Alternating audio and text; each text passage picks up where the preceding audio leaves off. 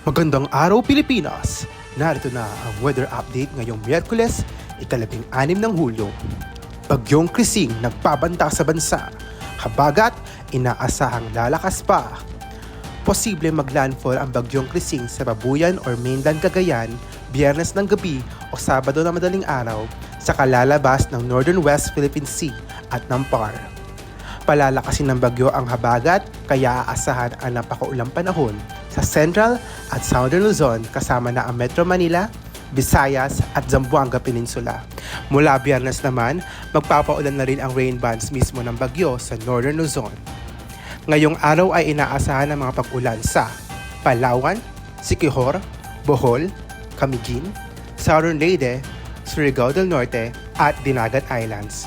Bukas naman, posible na rin maramdaman ang hugupit ng habagat sa Batangas, Quezon, Bicol Region, Mimaropa, Visayas, Zamboanga del Norte, Camiguin, Surigao del Norte, Dinagat Islands, Davao Occidental at Davao Oriental.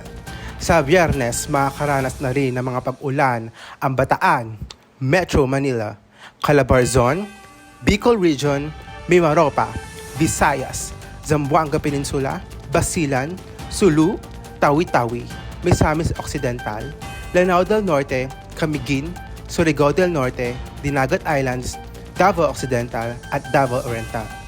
Posible ang matindi at malawakang mga pagbaha at landslides dahil sa malalakas at matagal na pag-ulan. Kaya mga kababayan, mag-ingat, magplano at maghanda.